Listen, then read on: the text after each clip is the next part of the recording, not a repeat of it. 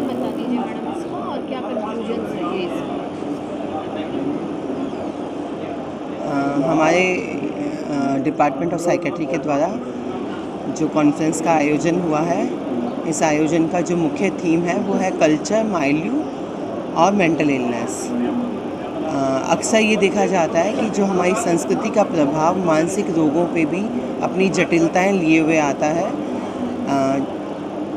वह आज भी जो हमारे स्टिग्मा है या आज भी हम जो मिथ्या हमारा मानसिक रोग के प्रति एक मिथ्या प्रचार भी है और या मिथ्या भाव भी रहता है कि नहीं, मन से तो सब ठीक हो सकता है, मन के लिए डॉक्टर के पास जाने की ज़रूरत क्या है। तो कहीं ना कहीं जो मानसिक स्वास्थ्य है आज भी हमारे समाज में शारीरिक स्वास्थ्य की कंपैरिजन में पिछड़ा हुआ है।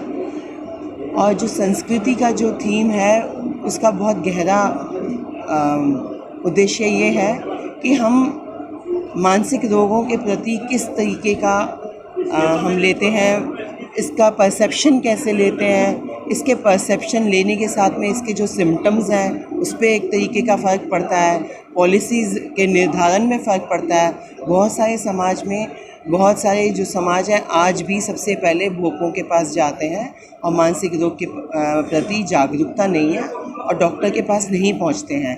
तो इसको जो लेने की प्रक्रिया है उसका जो सामाजिक परिवेश है और जो मानसिक बीमारी का एक तरीके से मैनिफेस्टेशन है, इन सब का बहुत ज़्यादा स्वास्थ्य की पॉलिसीज़ और उसके प्रति जो भी रोल है वो भी बहुत गहरा है। जब हम पॉलिसीज़ वगैरह से रिलेटेड बात करते हैं या संस्कृति के ऊपर भी हम नज़र डालते हैं तो हम उसके उपचार से रिलेटेड भी बेहतर कुछ इनोवेशंस कर सकते हैं। तो हमारी कॉन्फ्रेंस में इन सब थीम के ऊपर बातचीत हुई और इस कॉन्फ्रेंस का जो प्रमुख उद्देश्य था, बहुत सारे बच्चों ने पेपर्स दिए, वर्कशॉप्स हुई हमारे यहाँ और देश विदेश से सब जगह से मनोचिकित्सक और मनोवैज्ञानिक भी आए और सबका आभार। हमारे यहाँ जो भी हमारी राजस्थान की कला संस्कृति है कि हम हॉस्पिटैलिटी में बीकानेर छोटी काशी कहलाती है और इस माध्यम से हम सबका आभार प्रकट करते हैं जो भी हमारे मेहमान आए। मेरा नाम डॉक्टर अंजू ठकराल है। मैं पिछले 10 सालों से दमानी हॉस्पिटल के अंदर क्लिनिकल साइकोलॉजिस्ट के तौर पे मनोनीत कार्य करती हूँ। सर बताइए, जिस प्रकार से कोटा में जो आत्महत्याओं के प्रकरण ज़्यादा बढ़ते जा रहे हैं, राज्य सरकार का प्रेशर, चाहे राज्य सरकार की परीक्षा हो, नकल की हो या पेपर लीक का ही मामला क्यों ना हो, चाहे केंद्र सरकार से जुड़ी हुई केंद्र सरकार कोई सी भी परीक्षा क्यों हो, इस कारण बच्चा जो है वो स्ट्रेस के अंदर आ जाता है, मेडिकल इंजीनियर किसी भी फील्ड हो। सर क्या कहना चाहेंगे, इसका निवारण किस प्रकार से? मेडिकल इंजीनियरिंग की तैयारी करने वाले बच्चे छोटी एज के होते हैं, अपरिपक्व अवस्था में कोटा में आते हैं और अलग जगह भी जाते हैं। खैर, पर कोटा में ज़्यादातर क्योंकि कोचिंग का बहुत ज़्यादा नाम था इसलिए वहाँ 6ठी क्लास के बच्चे, 8वीं क्लास के बच्चे, 9वीं क्लास के बच्चे, अपरिपक्व बच्चे वहाँ आने लग गए और वहाँ खूब सारे बच्चे एक साथ आ जाते हैं तो वहाँ उच्च प्रतिस्पर्धा का माहौल बन जाता है। अत्यधिक प्रतिस्पर्धा में बच्चे को परफॉर्म करने की बहुत बड़ी स्ट्रेस होती है और वो सिलेबस भी बहुत फास्ट चलता है। तो बच्चे का जैसे ही थोड़ा सिलेबस पिछड़ जाता है उस बच्चे को ये एहसास होने लग जाता है कि मेरा शायद नहीं हो पाएगा, मैं रैंक पे नहीं आ पाऊँगा। वो जो बच्चा इस हीन भावना का शिकार होता है या अपने आप को कमतर आंकने लग जाता है, वो उसके अंदर डिप्रेशन का जन्म देती है और फिर धीरे धीरे जब पिछड़ने लगता है और कोई अन्य कारण और जुड़ जाते हैं बच्चे के साथ, तब वो जाकर के सीवियर डिप्रेशन और सुसाइडल उसकी कैटेगरी में जाता है। हमने कोटा में ये प्रयास किया था कि हर बच्चा अहमियत रखता है इसलिए हर बच्चे को बचाने का प्रयास किया जाए। तो हमने जब स्टडी करियर कारण जाने तब बड़े विचित्र कारण सामने आए कि जैसे बच्चों का टेस्ट होता है उसके एक दिन पहले छुट्टी होती थी, जब बच्चों को छुट्टी अगले दिन चाहिए वरना बच्चा रिलैक्स नहीं कर पाता, छुट्टी अगले दिन कराई हमने। रैंक का डिस्प्ले होता था उसके अगले दिन कई बार सुसाइड हो जाते थे तो रैंक का डिस्प्ले कोटा में बंद करवाया हमने कि बच्चे परफॉर्मेंस सिर्फ बच्चों मालूम होनी चाहिए, वो नोटिस बोर्ड पर डिस्प्ले नहीं होनी चाहिए। ऐसे ही बच्चों को जब वहाँ आते हैं तो संस्कृति के बहुत सारे अलग वो मिलते हैं। आज महाराष्ट्र, बंगाल का बच्चा, बिहार का बच्चा आएगा, उसको खान पान, रहन सहन, बोली सबकी दिक्कत आती है। तो उन बच्चों के फिर आपस में ग्रुपिंग सिस्टम कराया गया, बडिंग सिस्टम कराया गया कि एक जैसे बच्चों को एक साथ रखूँ और जो बच्चा मानसिक रूप से संबल बच्चा है उस बच्चे के साथ दूसरा थोड़ा कमतर बच्चे को साथ में कर दूँ। तो ऐसे कई सारे प्रयास हमने किए, निरंतर करते जा रहे हैं। उससे कोटा में इस साल में सुसाइड में 40% केसेस की कमी आई है। क्या सर आप ये मानते हैं कि ना जिस प्रकार से मोबाइल फोन जो है वो एक शिक्षा के अंदर बहुत अहमियत रखता है, ऑनलाइन, लेकिन यही खराब कर रहा है, नशे की तरफ भी आगे बढ़ा रहा है। बिल्कुल बिल्कुल, ये बहुत बड़ा जरिया बन गया है बच्चों तक पहुंचने का। जो असामाजिक तत्व है उनके द्वारा वो बच्चों को ऐसे ऐसे लिंक भेजते हैं क्योंकि बच्चा कोविड में जब ऑनलाइन पे शिफ्ट हुआ था स्कूल और कोचिंग के लिए सबके लिए, तब बच्चे के हाथ में सब पेरेंट्स ने फ़ोन दे दिया और माँ बाप की मॉनिटरिंग बंद हो गई, क्योंकि माँ बाप भी खुद अपना काम करते हैं। तो उस दौरान बच्चे का जब मन नहीं लगता तो नेचुरली डाइवर्जन होता है कोई ना कोई। उस डाइवर्जन से कभी गेम शुरू की, कभी उसने कोई लिंक पे जाना शुरू किया, उस कारण ये बच्चों के पास सब कुछ पहुंच गया, नशे की लत पहुंच गई, दूसरे काम भी पहुंच गए। तो जो बच्चा पढ़ाई पे चढ़ता है नेचुरली कुछ ना कुछ वो शैतानी वाले या बदमाशी वाले काम करेगा, या अपने आप को ओकुपाई करने के लिए करेगा, अपना मन बहलाने के लिए कुछ करेगा और उसमें गलत चीज़ रास्तों पे चला जाता है कहीं। इसका फाइनल रिजल्ट और फाइनल ऑप्शन क्या है? बिल्कुल, मैं हर पेरेंट्स को ये बात कहता हूँ कि अपने बच्चे को कभी भी अपने से अलग अगर भेजते हो तो उसको परिपक्व करिए, उसको अकेला रहने में सक्षम करिए, उसको खुलापन इतना दीजिए कि हर बात आप वो खुल के कह सके। आप सिर्फ उससे पढ़ाई की बात करेंगे तो बच्चा आपको कभी अपनी मन की बात नहीं कहेगा। बच्चा अगर आप ये कहोगे मैंने तेरे पे 2 लाख रुपए लगा दी तो परफॉर्म क्यों नहीं कर रहा है, तो बच्चा आपको पढ़ाई की बात नहीं बताएगा, झूठी मार्कशीट भेजने पड़ जाएगा। एक बच्चे ने ऐसा भी किया कि घर पे पेरेंट्स को झूठे रिजल्ट भेजता रहा, आखिर में यहाँ तक कह दिया कि मेरा तो जॉब प्लेसमेंट लग गया, घर वालों ने पार्टी दे दी, आखिर में पता लगा बच्चे का तो कुछ भी नहीं हुआ था। तो बच्चा फिर झूठ का सहारा लेता है डांट से बचने के लिए। Doctor Vinod Dadiya. Mental health problems जो हैं वर्ल्ड में, मतलब यूजुअली द रेट जो है वो 10 to 20% है। मतलब हर 10 में से या 5 में से एक आदमी को मेंटल इलनेस होती है। और उसको मतलब बच्चों में भी जो रेट्स हैं वो अबाउट 7.5% है। तो नेशनल जो and the way to handle mental health problems is मतलब the whole community has to be involved and जो primary methods हैं that is through primary health care। so इसको हम लोग task sharing कहते हैं कि बहुत सारा जो मतलब management है that has to be done by people who are trained at the level of जैसे community health workers हैं या आंगनवाड़ी workers हैं या जो मतलब मल्टीपर्पज़ वर्कर्स हैं उस लेवल पे काफ़ी सारा काम होना ज़रूरी है। और उसके लिए ट्रेनिंग जो है वो अलग अलग लेवल पे करना पड़ता है। तो the other approach which works well is to do something called telepsychiatry. Telepsychiatry में जो है लोकल एरियाज़ में जो डॉक्टर्स हैं या मल्टीपर्पज़ वर्कर्स हैं उनको मतलब साइकाइट्रिस्ट जो सेंटर्स में काम कर रहे हैं वो उनके साथ में कोलैबोरेट करके उनके साथ काम कर सकते हैं, उनको सुपरवाइज कर सकते हैं। तो the basic approach will have to go broad because मतलब टोटल साइकाइट्रिस्ट जो है वो अबाउट 1 in a million है, while we need people at the level of at least 1 in a lakh। तो वो जो 1000 गुना डिफरेंस है उसके लिए we'll have to train people who are doing मतलब the less trained people in mental health, they have to be involved। इस प्रकार की जो कार्यशाला है तो क्या प्रभाव लाएगी आज के यूथ के अंदर? क्या कहते हैं यूथ के मतलब यूथ को हम लोग जैसे I run a student mental health centre at AIIMS. So उसमें हम लोग जो है सो 4 लेवल पे काम करते हैं। तो पहला लेवल जो है वो सेल्फ हेल्प है।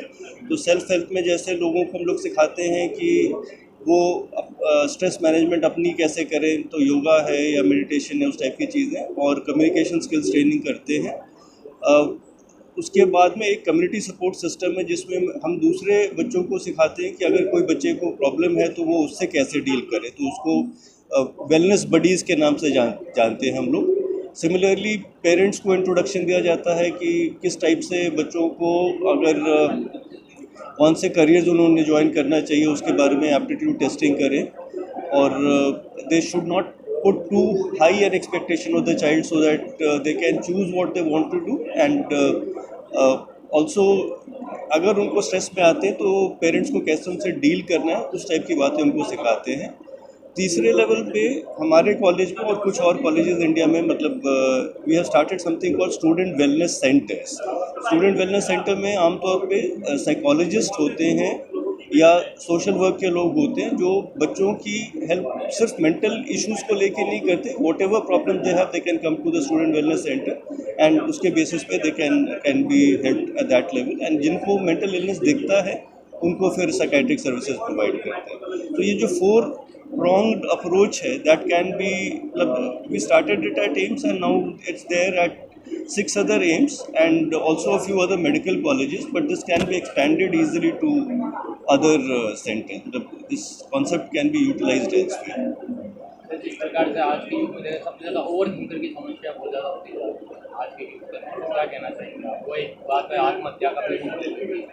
ओवर थिंकिंग जो है वो लार्जली जैसे कोटा में हम लोग देख रहे हैं कि over thinking start from the fact कि उनको करियर डेवलपमेंट में दिक्कतें आती हैं, मतलब एंड एवरीवन, मतलब रिलेटिवली जॉब्स जो अच्छे जॉब्स माने जाते हैं वो रिलेटिवली कम है, उसके लिए बहुत तगड़े एग्ज़ाम्स हैं जिसके ऊपर मतलब and every parent is trying to and push every child into कि वो मेडिकल करे या इंजीनियरिंग करे, तो इसको हाई स्टेक्स एग्ज़ाम्स कहते हैं हम लोग, और हाई स्टेक्स एग्ज़ाम का जो प्रेशर है वहाँ पे बच्चों को दिक्कत आ रही है।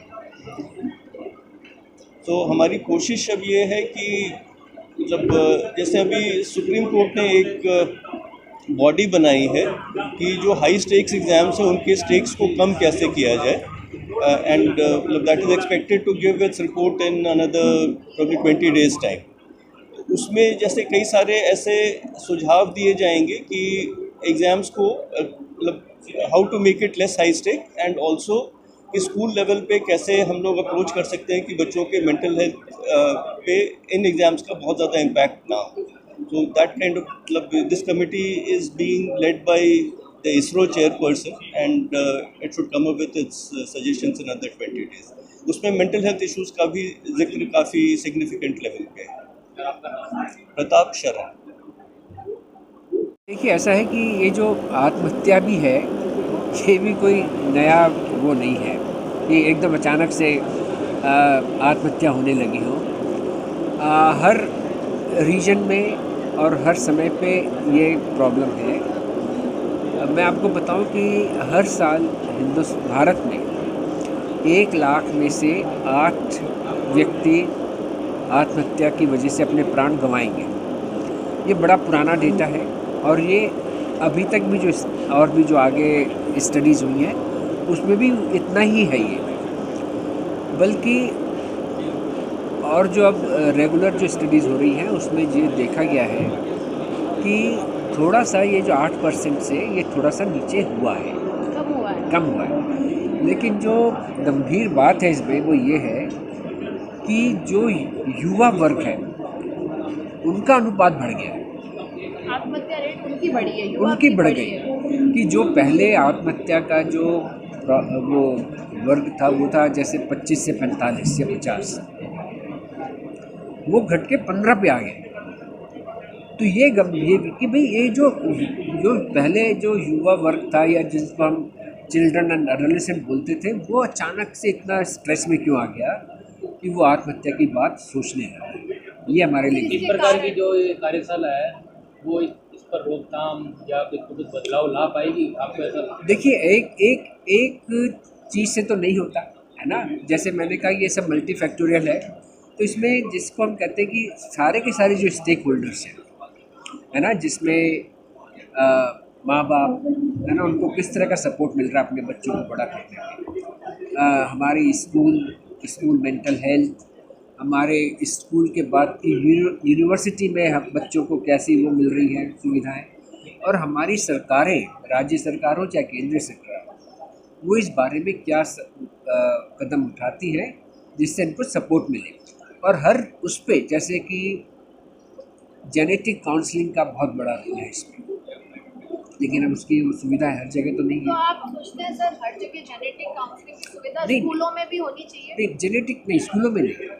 ये जेनेटिक काउंसलिंग अस्पताल का विषय है, एक्सपर्ट्स के द्वारा दी जाए। लेकिन स्कूल में जो मेंटल हेल्थ, हाँ, बड़ा अच्छा सवाल है कि जो अध्यापक और अध्यापिकाएँ हैं उनको इतनी बात की ट्रेनिंग होनी चाहिए, और ये कई जगह हो रही है। दिल्ली के एम्स ने करी है, बेंगलोर के निमास ने करी, और मेरा ख्याल है कि और मेडिकल कॉलेजेस ने भी करी होगी, कि टीचर्स को जब वो बच्चे आते हैं 5 साल की उम्र के बाद, उनको उनमें वो क्या लक्षण पहचाने कि वो बच्चों में होने वाली समस्याओं को जल्दी से समझ सकें और उस पर कुछ काम कर सकें, कि ना उनको भेज सके डॉक्टर के पास या वो खुद ही वहीं पे मैनेज कर ले। इस बारे में काफ़ी जागरूकता आ गई है।